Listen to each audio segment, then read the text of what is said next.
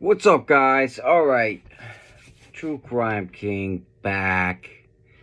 Alright, so I'm going to talk about the disappearance of Madison Scott. We know that her body has been found on some property, right?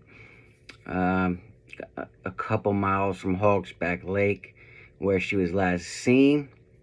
And I'm going to discuss what I personally think happened to her, okay? This is just my opinion. Been doing a lot of research on this, and this is the only thing that I could come up with that makes any kind of sense, okay? So I'm going to let you guys hear it, and you guys can decide for yourself, okay? Because other than this, nothing else makes any sense to me. So, alright. We know Madison Scott was left alone at a party at Hogsback Lake. Our friend Jordy was supposed to stay with her, but she left. And then shortly before she left, there was some unknown people that joined the party that no one really knew, okay? So, this is what I think. Alright, so she was apparently seeing friends with benefits kind of thing. This guy named Fribjon Bjornson, okay? Now, this guy was killed about a year after Madison Scott was killed, okay? Over a drug debt, okay? So what I believe happened was that Madison Scott, now I know this is going to not be the most popular opinion, and I know her parents aren't going to like what I have to say, but to be honest with you, I really don't care. I'm just telling you what I think and what I think the truth is. That's just what I do. I think that Madison Scott and Fribjon, if that's how you pronounce it, if I'm pronouncing it wrong, I'm sorry. I don't really care. I'm from the United States. I'm not from Canada. But I think they were both using some kind of drugs. I think that they probably owed some money. And either Fribjon owed money, or Madison owed money, or they both owed money. Either way, maybe they got to Madison first to try and make this Fribjon guy pay the money, but apparently he didn't. But this is what I think happened. Okay, so we know what happened to Madison. Okay, so I'm just gonna go through here an article on what happened to Fribjon. So, the severed head of young father Fribjon Bjornson, found weeks after he disappeared in 2012, which was about a year after Madison disappeared, right? He was 28 and a father of 2 when he was murdered. A grisly murder case involving the dismemberment of a northern BC, British Columbia logger and father has ended in 2 guilty pleas. Darren Bird and Wesley Duncan pleaded guilty in Supreme Court in Prince George Wednesday to second-degree murder of Fribjon Bjornson. A crime RCMP had called horrific. The victim, 28-year-old father of two, was last seen at a 7-Eleven in Vanderhoof, British Columbia, right near where Madison went missing, okay? His severed head was found in a vacant house.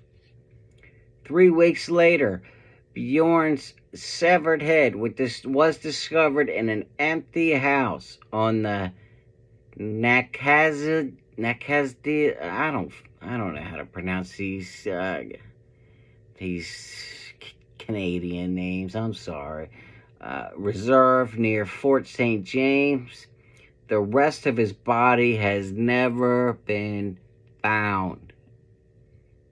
Okay? Here's a picture of the house.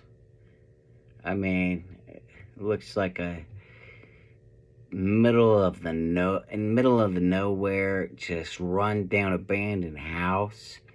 Obviously, Fribjon stopped there to buy drugs, okay?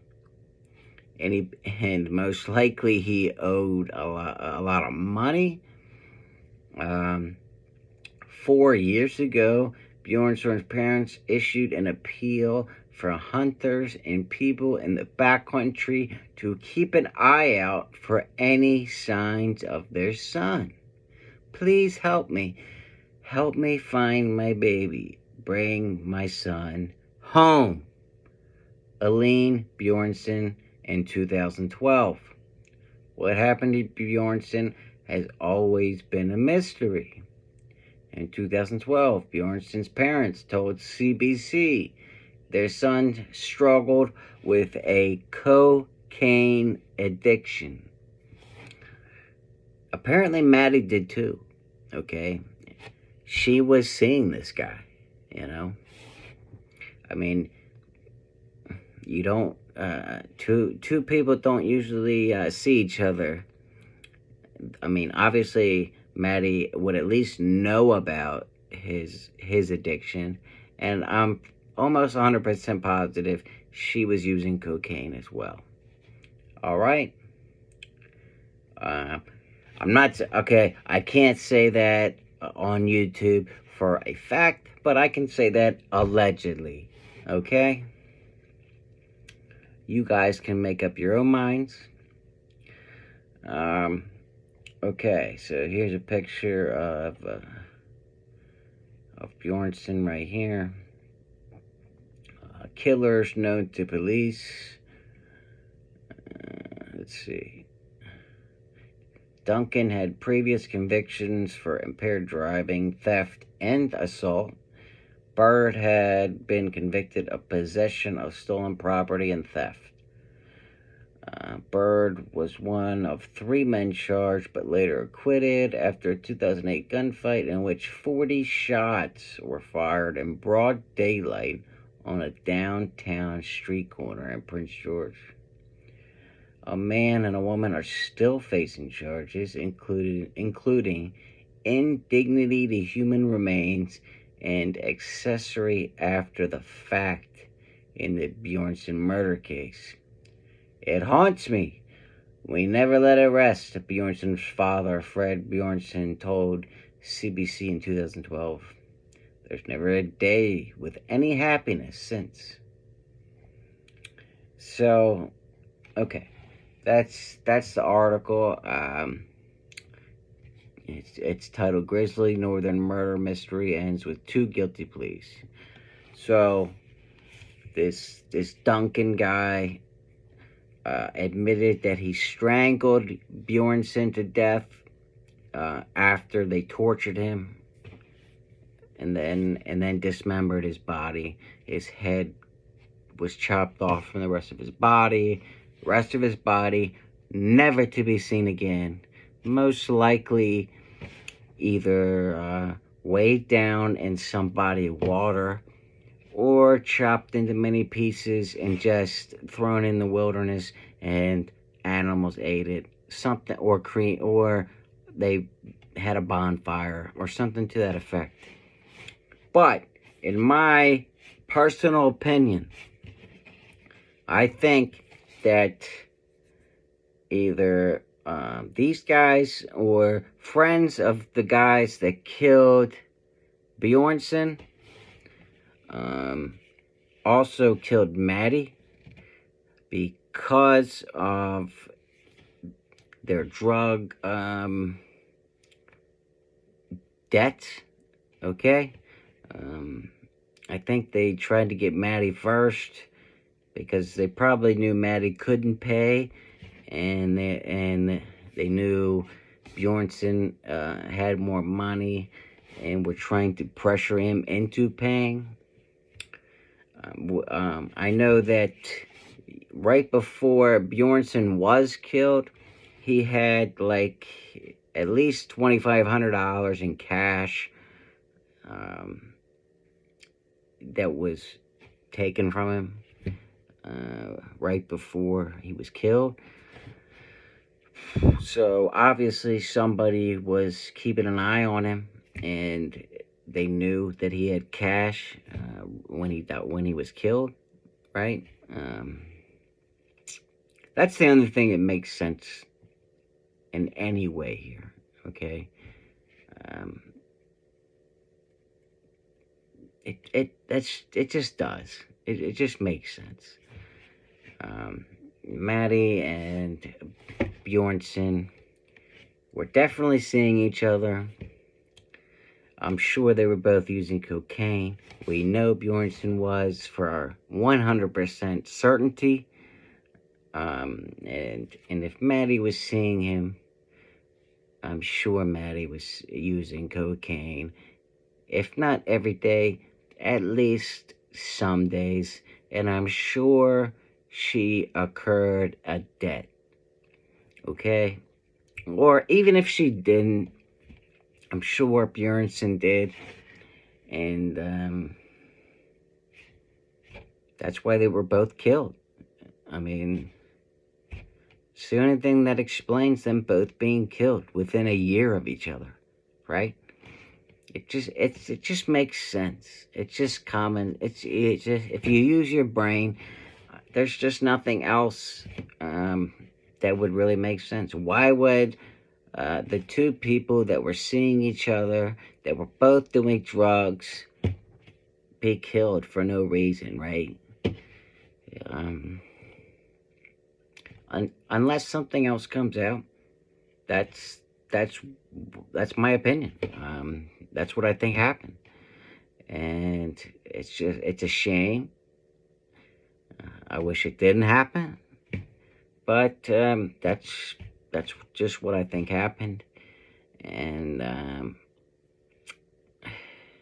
least the people that killed Fribjon, however you pronounce his name, are in custody and in jail. And who knows, they may be the same people that took Maddie from Hogsback Lake and killed her too. Or it could have been their acquaintances, but we'll probably never know, to be honest with you, who actually killed Maddie, unless somebody comes out in the future and snitches.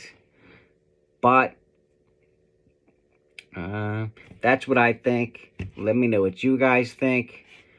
As far as I'm concerned, this case is now solved. I've been following this case since it happened, and now I personally believe I know the answer. It makes sense. It just does, There's no other reason that some random person would come at the perfect time and know Maddie was the only person that it just doesn't. It's the only thing that makes sense. And then Bjornson was killed about a year later, and they both were seeing each other. It just totally makes sense. Okay? So that's my opinion. You guys can either believe me or not, but you know I'm always honest with you guys. I tell you the truth. I do my research. But if you have a different opinion, please put in the comments. I will be happy to debate you. I love different opinions, but I also love if people agree. So, either way, let me know what you think. And until next time, True Crime King, out.